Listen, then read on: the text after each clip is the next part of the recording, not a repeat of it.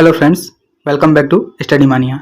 इस वीडियो में हम लोग बिहार दरोगा पीटी का जो होमवर्क सीरीज है ज्ञान बिंदु जीएस एकेडमी का, उसका डे 2 वाला जो 21 जनवरी 2025 को डिस्कस हुआ था उसे डिस्कस करने वाले हैं। तो आइए शुरू करते हैं।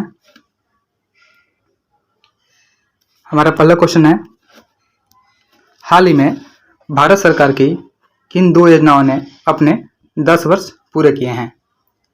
तो ये दो हो जाएंगे, जल जीवन मिशन योजना और जन धन योजना। ये सभी 2014 में शुरू किए गए थे। जल जीवन मिशन योजना, जन धन योजना, साथ ही देखेंगे इंद्रधनुष योजना, यह भी 2014 में ही शुरू हुआ था।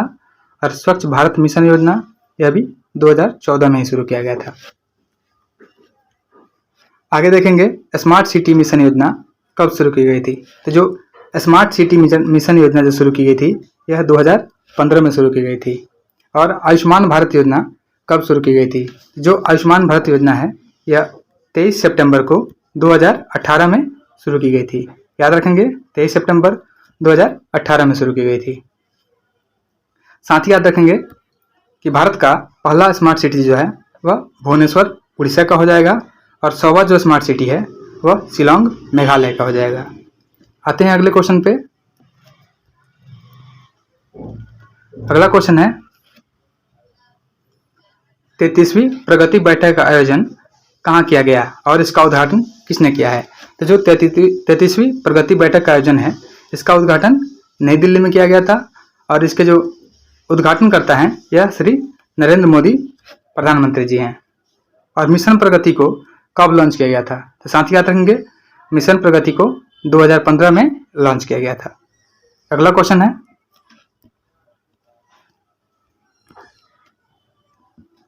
आरक्षण के भीतर आरक्षण को सुप्रीम कोर्ट की अध्यक्षता वाली किस समिति द्वारा लागू किया गया था?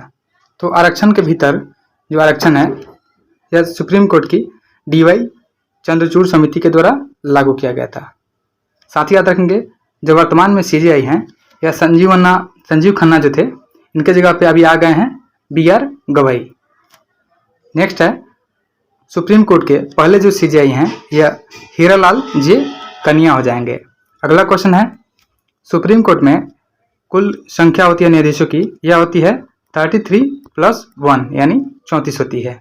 साथ ही याद रखेंगे एक सद्भावना पोर्टल चलाया गया था, यह सुप्रीम कोर्ट के द्वारा ही चलाया गया था। तो याद रखना है सद्भावना पोर्टल जो है यह सुप्रीम कोर्ट के द्वारा ही चलाया गया है। नेक्स्ट है, भारत की पहली स्वदेशी सेमी हाई स्पीड ट्रेन कौन सी है? तो भारत की पहली स्वदेशी सेमी हाई स्पीड जो ट्रेन है यह वंदे भारत हो जाएगा। साथ ही याद रखेंगे कि वंदे भारत का जो निर्माण है यह 2018 में किया गया था, तब उसका नाम T18 ट्रेन था, लेकिन 2019 में इसका नाम परिवर्तित करके वंदे भारत कर दिया गया। और ये जो पहला ट्रेन चलाया गया यह 2020 में चलाया गया था वाराणसी से दिल्ली तक, याद रखना है। और साथ ही 400 वंदे भारत चलाने का टारगेट भी रखा गया है। नेक्स्ट है, भारत में पहली किसान रेल कब चलाई गई थी?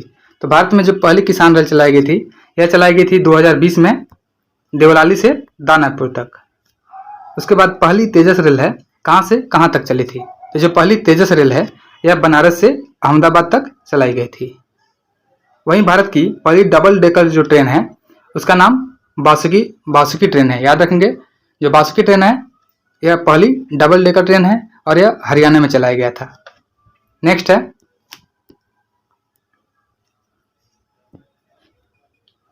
वर्तमान में मोबाइल फोन निर्माता में भारत का स्थान क्या है? तो वर्तमान में भारत फोन निर्माता में भारत का स्थान दूसरा है। साथ ही याद रखेंगे कि अर्थव्यवस्था में भारत का स्थान 5वां है और दूर संचार में भारत का जो स्थान है वो भी दूसरा है। साथ ही हमें कुछ सूचकांक दिया गया है, याद रखना है। जैसे प्रसन्नता सूचकांक है यह, इसमें भारत का स्थान 126वां है। पासपोर्ट सूचकांक में भारत का स्थान 50वें नंबर पे है। वही मानव विकास सूचकांक में 134वें नंबर पे है और भूख सूचकांक में भारत का स्थान 105वां है। नेक्स्ट क्वेश्चन है,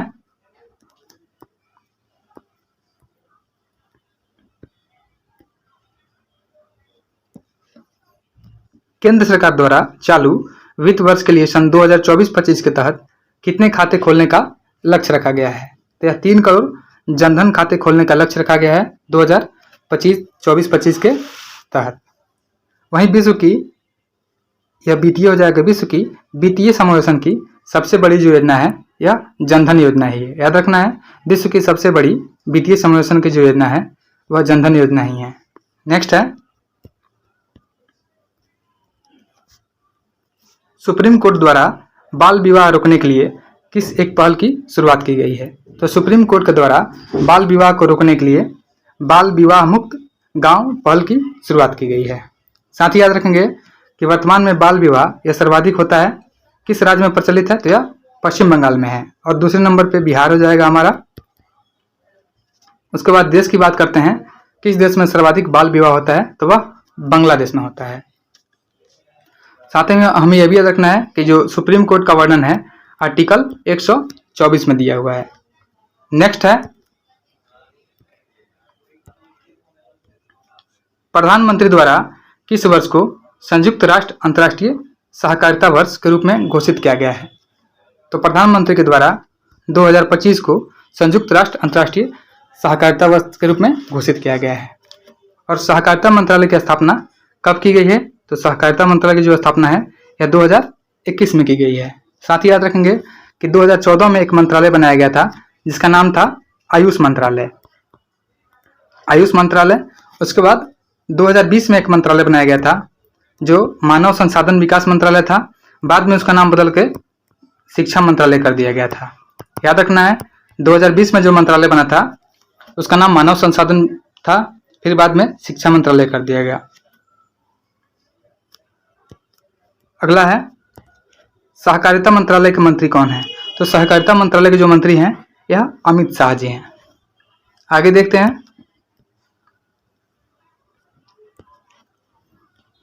केंद्र सरकार द्वारा लिए गए निर्णय के अनुसार नवीनतम जनगणना डाटा रिकॉर्ड करने की प्रक्रिया कब शुरू होगी? तो यह जो नया जनगणना शुरू होगा यह 2025 में होगा और ये अपना रिपोर्ट जो है 2026 में प्रकाशित करेगा। अगला क्वेश्चन वही है कि जनगणना रिपोर्ट 2025 की जो रिपोर्ट है यह 2026 में प्रकाशित की जाएगी।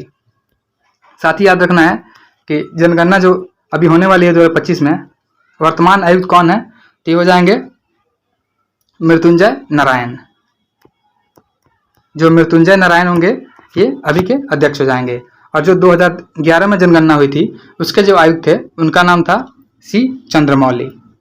याद रखना है, 2011 के जनगणना आयुक्त थे सी चंद्रमौली। नेक्स्ट है, भारत सरकार द्वारा संसद की सीटों के लिए परिसीमन प्रक्रिया पूरा करने का लक्ष्य कब तक रहा है? तो भारत सरकार के द्वारा संसद की सीटों की परिसीमन प्रक्रिया पूरी करने का जो लक्ष्य है यह 2028 तक रखा गया है। परिसीमन के बारे में वही आर्टिकल 82 में दिया हुआ है। याद रखना है, आर्टिकल 82 है, यह परिसीमन के बारे में बताता है। इसी में है, वर्तमान परिसीमन किस जनसंख्या पर आधारित है? तो वर्तमान में जो परिसीमन हुआ है यह 1971 की जनसंख्या पे आधारित है। और ये जो 2028 किया गया है, इसके पहले इसका लक्ष्य 2026 तक ही था, जिसे बढ़ा करके 2028 कर दिया गया है। नेक्स्ट है, हाल ही में एनपीआर को अपडेट किया गया है। एनपीआर को लागू करने वाला पहला राज्य कौन सा है?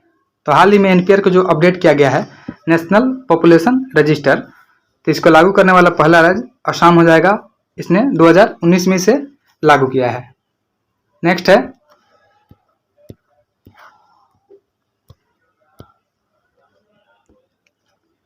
एनपीआर को किस वर्ष लागू किया गया? तो एनपीआर को 2019 में लागू किया गया। यह एनसीआर नहीं एनपीआर हो जाएगा। अगला क्वेश्चन है, गुरुत्वीय नियतांक का मान किसने दिया था और इसका संकेतक क्या होगा? तो जो गुरुत्वीय नियतांक है इसका मान संकेत जो हो जाएगा जी हो जाएगा और इसका मान दिया था हेनरी कैवेंडिश ने, जो होता है 6.67 इंटू 10⁻⁻11 न्यूटन मीटर स्क्वायर पर केजी होता है। नेक्स्ट है, साथ ही याद रखेंगे कि जो छोटा जी होता है यह मान न्यूटन के द्वारा दिया गया था। अगला क्वेश्चन है,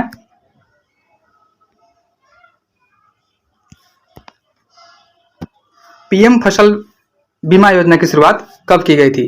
तो पीएम फसल बीमा योजना की जो शुरुआत है यह 2016 में की गई थी। इसमें रबी फसल के लिए 1.5% रखा गया था, खरीफ के लिए 2% और बागवानी के लिए 2.5 से 5% रखा गया था। साथ ही याद रखेंगे कि मृदा स्वास्थ्य कार्ड जो है यह 2015 में राजस्थान के सूरतगढ़ से लागू हुआ था। नेक्स्ट है संविधान के लागू होने के समय मूल अधिकारों की संख्या कितनी थी? तो जब संविधान लागू हुआ था तो मूल अधिकार टोटल 7 थे, जिसमें आते हैं समता के अधिकार आते हैं, उसके बाद स्वतंत्रता के अधिकार आते हैं, उसके बाद शोषण के खिलाफ अधिकार आते हैं,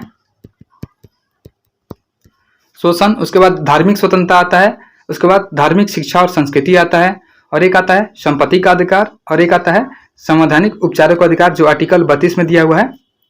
इसमें से संपत्ति के अधिकार को हटा करके आर्टिकल 300 के ए में डाल दिया गया संपत्ति के अधिकार को, और इसे लीगल राइट बना दिया गया। साथ ही याद रखेंगे जो समता का अधिकार है यह आर्टिकल 14 से लेकर 18 में दिया हुआ है। वहीं जो स्वतंत्रता का अधिकार है यह 19 से 22 तक दिया हुआ है, और शोषण के विरुद्ध जो अधिकार है आर्टिकल 23 से 24 में दिया हुआ है, और आर्टिकल 25 से 28 तक जो है वह धार्मिक स्वतंत्रता है, और धार्मिक शिक्षा और संस्कृति के बारे में आर्टिकल 29 से 30 के बीच में दिया हुआ है, और आर्टिकल जो 32 है यह संवैधानिक उपचारों का अधिकार है। नेक्स्ट है केसरी और मराठा पत्रिका का संपादन किसने किया था? तो केसरी और मराठा पत्रिका है इसका संपादन बाल गंगाधर तिलक के द्वारा किया गया था। साथ ही याद रखेंगे जो केसरी पत्रिका है यह मराठी भाषा में लिखा गया था, और जो मराठा पत्रिका है यह अंग्रेजी भाषा में लिखा गया था। याद रखना है, इंपॉर्टेंट है, केसरी पत्रिका को बाल गंगाधर तिलक ने मराठी में लिखा था और मराठा को अंग्रेजी में लिखा था, और साथ ही इनको भारतीय अशांति का जनक वैलेंटाइन सिरोल ने कहा था। और बाल गंगाधर तिलक ने ही एक बुक लिखा था जिसका नाम था गीता रहस्य। याद रखेंगे यह बाल गंगाधर तिलक के द्वारा लिखा गया है गीता रहस्य। नेक्स्ट है भारत में प्रत्येक वर्ष आर्थिक सर्वेक्षण किसके द्वारा प्रकाशित किया जाता है? तो भारत में जो प्रत्येक वर्ष आर्थिक सर्वेक्षण है यह वित्त मंत्रालय के द्वारा प्रकाशित किया जाता है। साथ ही याद रखेंगे जो वित्त आयोग है तो वित्त आयोग का जो संबंध है वह आर्टिकल 280 में दिया हुआ है, और वित्तीय आपात के बारे में आर्टिकल 360 में दिया हुआ है वित्तीय आपात के बारे में। वहीं वित्त विधेयक की बात करते हैं तो जो वित्त विधेयक है यह दिया गया है आर्टिकल 117 में। ये तीनों याद रखना है कि वित्त आयोग जो है आर्टिकल 280 में है, आर्टिकल 360 में वित्तीय आपात के बारे में दिया हुआ है, और आर्टिकल 117 में वित्त विधेयक के बारे में दिया हुआ है। साथ ही आर्थिक सर्वेक्षण जो आता है यह बजट के एक दिन पहले प्रकाशित किया जाता है। नेक्स्ट है भारतीय राष्ट्रीय कांग्रेस के सेकेंड मुस्लिम अध्यक्ष कौन थे? तो भारतीय राष्ट्रीय कांग्रेस के जो सेकेंड मुस्लिम अध्यक्ष थे यह रहीमतुल्ला सैनी थे। 1896 में कलकत्ता अधिवेशन की अध्यक्षता किए थे।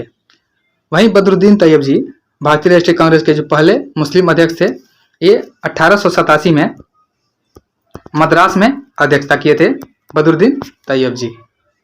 दोनों को याद रखना है। बदरुद्दीन तैयब जी पहले मुस्लिम अध्यक्ष थे 1887 में मद्रास में अध्यक्षता किए थे, और रहीमतुल्ला सयानी यह दूसरे मुस्लिम अध्यक्ष थे 1896 में कोलकाता में अध्यक्षता किए थे। नेक्स्ट है किस तत्व का प्रयोग प्रोटीन के संश्लेषण में किया जाता है? तो यह होता है नाइट्रोजन। नाइट्रोजन का जो प्रयोग है यह प्रोटीन के संश्लेषण में किया जाता है। साथ ही याद रखेंगे जो नाइट्रोजन फिक्सेशन होता है यह पौधों की जड़ों में होता है, और यह राइजोबियम नामक बैक्टीरिया के द्वारा नाइट्रोजन का स्थिरीकरण किया जाता है। अगला क्वेश्चन है भारत के नियंत्रक और महालेखा परीक्षक का पद किस अधिनियम द्वारा लाया गया था? तो भारत के नियंत्रक और महालेखा परीक्षक का जो पद है यह आर्टिकल 148 में दिया हुआ है। यह अधिनियम 1919 के द्वारा लाया गया था, और जो भारत के पहले कैग थे उनका नाम था के नरहरि राव। याद रखेंगे भारत के जो फर्स्ट कैग थे उनका नाम था के नरहरि राव, और इनकी जो नियुक्ति होती है कैग की यह राष्ट्रपति के द्वारा की जाती है। साथ ही जो कैग द्वारा रिपोर्ट राष्ट्रपति को सौंपा जाता है, उसे पढ़ने का जो काम है रिपोर्ट को लोक लेखा समिति द्वारा की जाती है। अगला क्वेश्चन है, नौजवान सभा भारत की स्थापना कब और किसके द्वारा की गई थी? तो जो नौजवान सभा थी, इसकी स्थापना 1926 में भगत सिंह के द्वारा की गई थी, याद रखेंगे। नेक्स्ट है, भारत में मौद्रिक नीति कौन जारी करता है? तो भारत में जो मौद्रिक नीति जारी करता है यह आरबीआई के द्वारा जारी किया जाता है। साथ ही याद रखेंगे, एक अधिनियम आया था 1934 में, इसके द्वारा 1935 में आरबीआई का स्थापना किया गया था और यह यंग हिल्टन समिति के अनुशंसा पर आरबीआई का स्थापना किया था। वहीं हेडक्वार्टर की बात करते हैं तो आरबीआई का जो हेडक्वार्टर था 1937 से जो पहले था कोलकाता में था और 1937 के बाद में मुंबई में स्थापित हो गया। वहीं आरबीआई के जो पहले गवर्नर थे उनका नाम था ओसबर्न स्मिथ और जो पहले भारतीय गवर्नर थे उनका नाम था सीडी देशमुख और वर्तमान में जो आरबीआई के गवर्नर है उनका नाम है संजय मल्होत्रा जो 26वें नंबर के हैं। याद रखेंगे, आरबीआई के जो प्रेजेंट गवर्नर हैं उनका नाम संजय मल्होत्रा है और वे 26वें नंबर के गवर्नर हैं। नेक्स्ट है, बौद्ध धर्म से संबंधित धर्मराजिका स्तूप का निर्माण किसने कराया था और यह कहाँ अवस्थित है? तो बौद्ध धर्म से जो संबंधित है धर्मराजिका स्तूप, इसका निर्माण अशोक के द्वारा करवाया गया था और यह बनारस सारनाथ में स्थित है। नेक्स्ट है,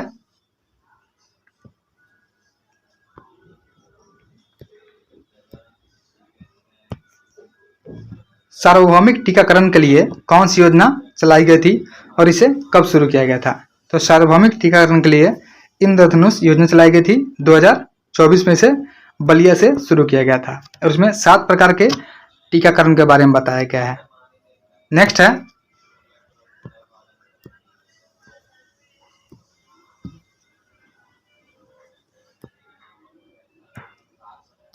UNEP united nation environment programme की स्थापना किस सम्मेलन में की गई थी? तो जो यूएनईपी है यूनाइटेड नेशन इन्वायरमेंट प्रोग्राम, इसकी स्थापना 1972 में स्टॉकहोम सम्मेलन में किया गया था और ये पर्यावरण पर पहला सम्मेलन था। साथ ही याद रखेंगे, जो स्वीडन है इसकी राजधानी है स्टॉकहोम, जहाँ पे 1972 में यूएनईपी की स्थापना की गई थी और पर्यावरण दिवस को 5 जून 1974 में पहली बार मनाया गया था। नेक्स्ट है, मानव मस्तिष्क का सबसे छोटा भाग कौन सा है? तो मानव मस्तिष्क का सबसे छोटा भाग अनुमस्तिष्क होता है, जिसे हम लोग सेरेबेलम बोलते हैं। अगला क्वेश्चन है, भारत में मंत्रिपरिषद का आकार क्या होता है और इसे किस अधिनियम द्वारा निर्धारित किया गया था? तो भारत में मंत्रिपरिषद का जो आकार होता है यह लोकसभा का 15% होता है और यह अधिनियम जो है 91वां संविधान संशोधन अधिनियम के द्वारा निर्धारित किया गया था। याद रखेंगे, 91वां संविधान संशोधन के द्वारा इसके बारे में निर्धारित किया गया था कि लोकसभा का 15% मंत्रिपरिषद में शामिल होंगे। अगला क्वेश्चन है, नर्मदा नदी किन 2 पहाड़ियों के मध्य से होकर गुजरती है? तो जो नर्मदा नदी है यह विंध्यन और सतपुरा पहाड़ी से होकर के गुजरती है और साथ ही सतपुरा को झूठा पर्वत की भी संज्ञा दी गई है। साथ ही हमें यह भी याद रखना है कि अमरकंटक से निकलती है 3 नदी, अमरकंटक से नर्मदा, सोन और महानदी दोनों निकलती है। नेक्स्ट है, जैव विविधता अधिनियम किस वर्ष पारित किया गया था? तो जो जैव विविधता अधिनियम है यह 2002 में पारित किया गया था और यह 22 मई को जैव विविधता दिवस मनाया जाता है, ये भी याद रखना है। जैव विविधता जो दिवस है यह 22 मई को मनाया जाता है और भारत में जो जैव विविधता के हॉटस्पॉट हैं यह इसकी संख्या 4 है। साथ ही याद रखेंगे कि भारत में सर्वाधिक जो जैव विविधता पाई जाती है यह पश्चिमी घाट में पाई जाती है। नेक्स्ट है, पीएम गरीब कल्याण योजना की शुरुआत कहाँ से की गई थी? तो पीएम गरीब कल्याण योजना की जो शुरुआत है यह बिहार के खगड़िया जिले से की गई थी 20 जून 2020 में और साथ ही भारत के 6 राज्यों में इसकी शुरुआत की गई थी। वही अगला क्वेश्चन है, सर्वोच्च न्यायालय में जजों का वेतन संविधान के किस अनुच्छेद के द्वारा निर्धारित किया गया है? तो सर्वोच्च न्यायालय में जजों का जो वेतन है यह अनुच्छेद 125 के द्वारा निर्धारित किया गया है, और जो आर्टिकल 124 है यह सर्वोच्च न्यायालय से संबंधित है। नेक्स्ट है,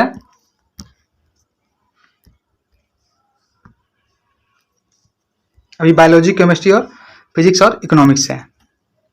पूंजीवादी अर्थव्यवस्था के उद्गम का स्रोत किस पुस्तक को माना जाता है? तो जो पूंजीवादी अर्थव्यवस्था है इसके उद्गम का स्रोत है, इसे वेल्थ ऑफ नेशन को माना जाता है, जिसके राइटर हैं एडम स्मिथ।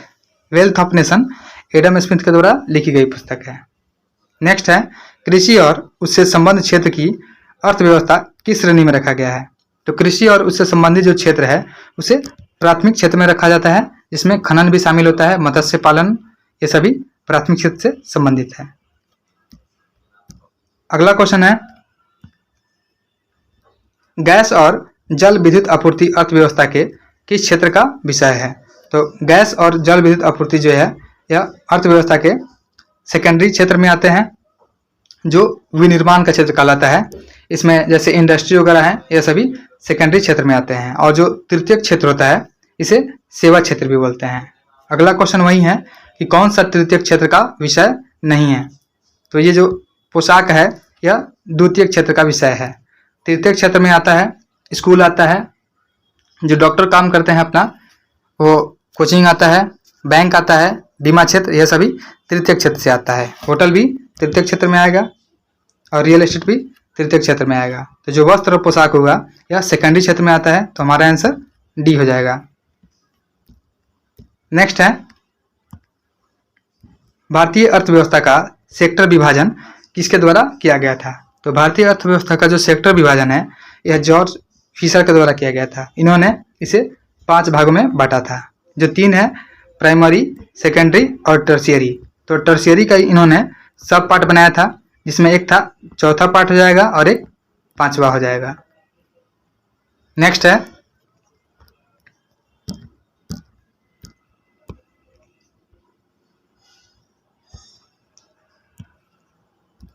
सरकारी हस्तक्षेप की नीति को अपनाने का समर्थन अर्थव्यवस्था के किस स्वरूप में दिया गया है?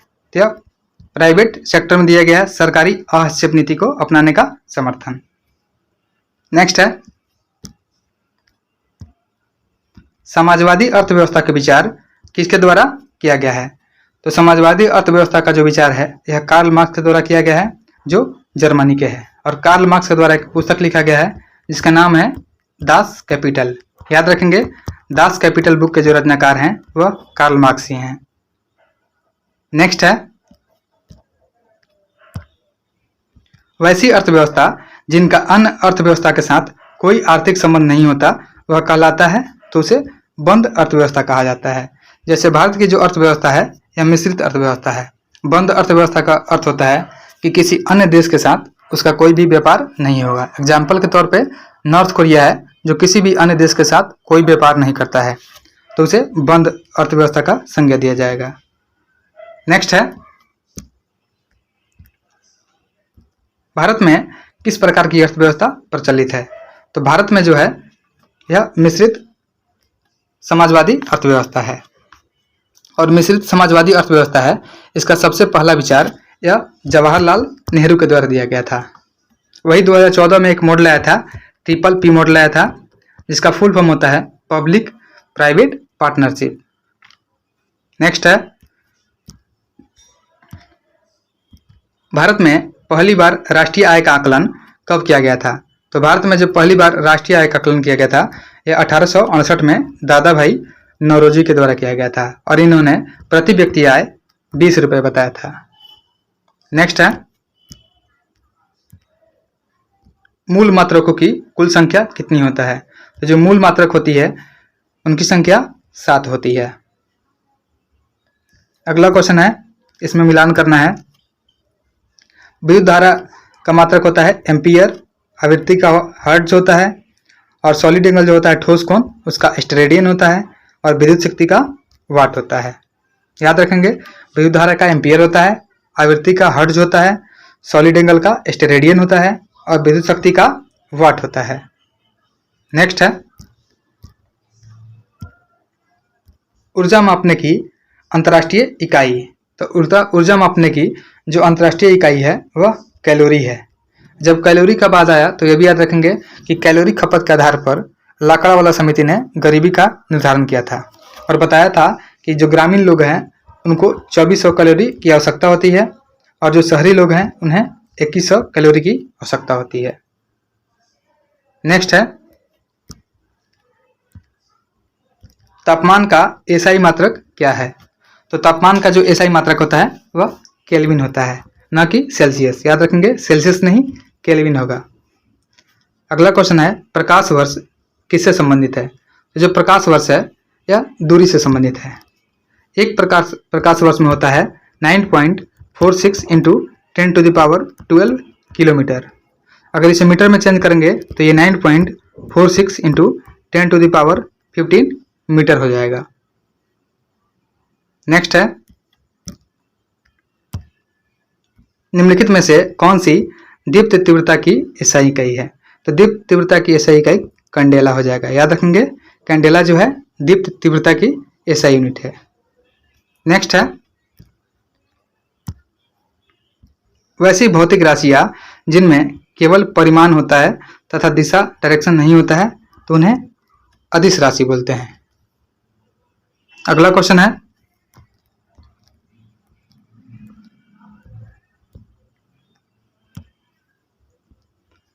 बल, भार, त्वरण, विस्थापन, वेग, संवेग, चुंबकीय बल, ताप प्रवणता कैसी राशि है। तो ये सभी जो है सदिश राशि है।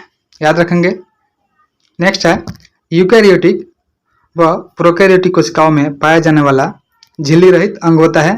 तो जो यूकैरियोटिक और प्रोकैरियोटिक कोशिकाओं में पाया जाने वाला बिना झिल्ली का जो अंग होता है उसको हम लोग राइबोसोम बोलते हैं। राइबोसोम में जो है प्रोटीन का संश्लेषण होता है। नेक्स्ट है कोशिका को सर्वप्रथम किसने देखा था। तो कोशिका को सबसे पहले रॉबर्ट हुक के द्वारा देखा गया था। उसने एक लकड़ी के कॉर्क में इसका खोज किया था। नेक्स्ट है किसी कोशिका का कौन सा कोशिकांग अपशिष्ट मिटान में मदद करता है। यह होता है लाइसोसोम। हमारा आंसर लाइसोसोम हो जाएगा। साथ ही याद रखेंगे कि जो लाइसोसोम का खोज है यह डी डुबे के द्वारा किया गया था। नेक्स्ट है निम्नलिखित में कौन सा कोशिकांग कोशिका के सुसाइड बैग के रूप में जाना जाता है। तो कोशिका के सुसाइड बैग के रूप में लाइसोसोम को जाना जाता है। हमारा आंसर लाइसोसोम ही होगा। नेक्स्ट है प्राणी में सबसे लंबी कोशिका है। तो प्राणियों में सबसे लंबी कोशिका होती है यह मस्तिष्क की कोशिका होती है जिसको न्यूरोसेल बोलते हैं। वहीं शरीर में जो सबसे छोटी कोशिका होती है प्राणियों में मनुष्यों में वह आरबीसी सबसे छोटी कोशिका होती है। वहीं पृथ्वी पर सबसे बड़ी कोशिका की बात करते हैं तो पृथ्वी पर सबसे बड़ी कोशिका शुतुरमुर्ग का अंडा हो जाएगा और पृथ्वी पर सबसे छोटी कोशिका माइकोप्लाज्मा होता है। नेक्स्ट है केंद्रक की खोज किस वैज्ञानिक ने की थी। तो केंद्रक का जो खोज है यह रॉबर्ट ब्राउन के द्वारा किया गया था। नेक्स्ट है कोशिका के किस कोशिकांग को कोशिका का शक्तिगृह यानी पावर हाउस बोलते हैं। तो कोशिका में जो माइटोकॉन्ड्रिया होते हैं उसे पावर हाउस बोलते हैं और इसको कोशिका के अंदर कोशिका भी बोला जाता है।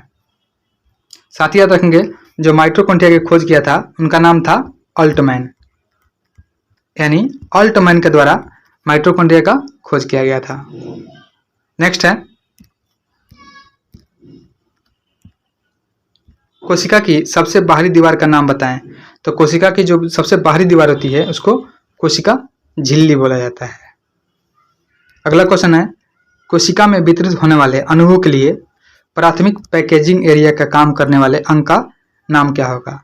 तो कोशिका में वितरित होने वाले जो अणु होते हैं उनका प्राथमिक पैकेजिंग एरिया का काम करने वाले जो अंग होता है उसका नाम गोल्जी का यानी गोल्जी बॉडी होता है। नेक्स्ट है सर्वप्रथम जीवित कोशिका का अवलोकन किसने किया था। तो सर्वप्रथम जो है जीवित कोशिका का अवलोकन यह लिवियन हॉक के द्वारा किया गया था।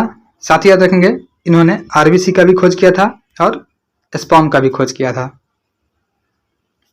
नेक्स्ट है वैज्ञानिक हक्सले ने जीवन का भौतिक आधार किसे माना है?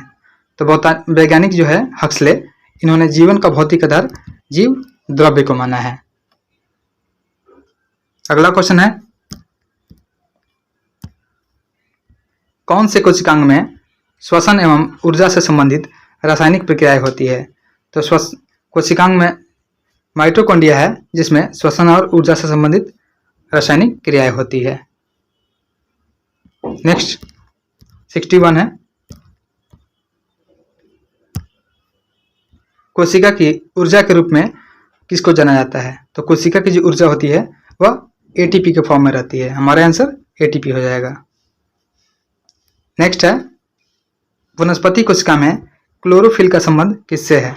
तो वनस्पति कोशिका में जो क्लोरोफिल होता है वह प्रकाश संश्लेषण में मदद करता है। तो हमारा आंसर जो हो जाएगा प्रकाश संश्लेषण हो जाएगा।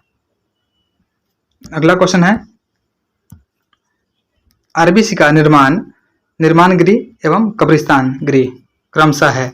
तो आरबीसी का जो निर्माण है यह अस्थि मज्जा में होता है, वहीं आरबीसी जो खत्म होता है यह प्लीहा में समाप्त होता है, तो इसे आरबीसी का कब्रिस्तान भी बोला जाता है, यानी प्लीहा को आरबीसी का कब्रिस्तान बोलते हैं। नेक्स्ट है कोशिकाएं मिलकर प्राथमिक रूप से किनका निर्माण करती है? जब अधिक कोशिकाएं मिलती है तो वह ऊतक का निर्माण करती है, और वहीं जब अधिक ऊतक मिलते हैं तो अंगों का निर्माण करते हैं, और बहुत सारे जब अंग मिलते हैं तो अंग तंत्र का निर्माण करते हैं, और जब अंग तंत्र निर्माण होता है तो एक शरीर का निर्माण होता है। नेक्स्ट है प्लाज्मा झिल्ली किसे कहते हैं जो प्रोटीन एवं लिपिड से मिलकर बनी होती है? तो कोशिका का जो बाहरी आवरण होता है उसको प्लाज्मा झिल्ली बोलते हैं, और वह प्रोटीन और लिपिड की बनी होती है। नेक्स्ट है गुणसूत्र में धागे के समान संरचना कहाँ पाए जाते हैं? तो गुणसूत्र में जो धागे की संरचना होते हैं याद रखेंगे वह केंद्रक में पाए जाते हैं जो धागे नुमा होते हैं। अगला क्वेश्चन है मनुष्यों में कोशिका विभाजन मुख्यतः यह दो प्रकार के होते हैं। एक होता है समसूत्री विभाजन और एक होता है अर्धसूत्री विभाजन। नेक्स्ट है गुणसूत्र शब्द किस वैज्ञानिक ने प्रदान किया था? तो जो गुणसूत्र शब्द है यह वाल्डेयर के द्वारा प्रदान किया गया था, और मनुष्यों में 23 जोड़ा गुणसूत्र होता है, जिसमें जो होता है 22 जोड़ी होता है वह होता है ऑटोसोम, और एक जोड़ी जो होता है वह होता है एलोसोम। एलोसोम में एक्स और वाई होता है, और ऑटोसोम में सिर्फ एक्स एक्स होता है। नेक्स्ट है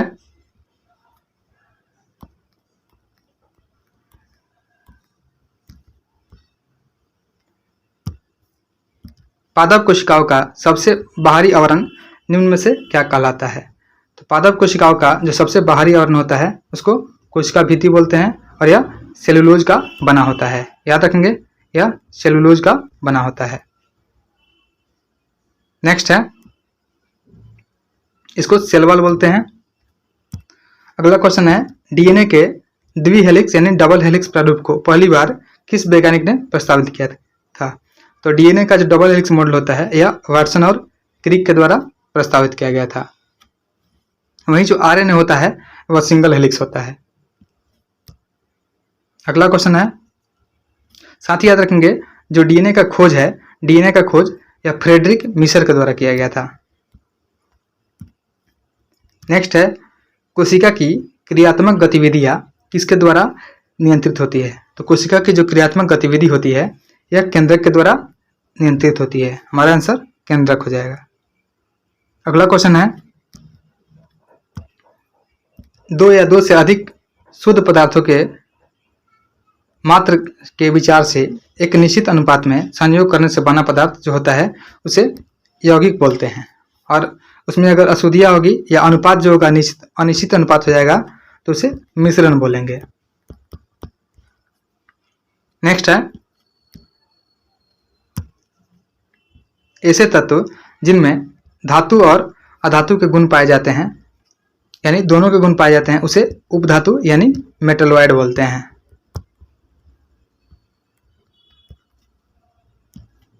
नेक्स्ट है कौन सा पदार्थ प्रकृति में तीनों अवस्थाओं में पाया जाता है? तो जल होता है, H2O, जो ठोस सॉलिड में भी पाया जाता है, गैस में भी पाया जाता है और लिक्विड में भी पाया जाता है।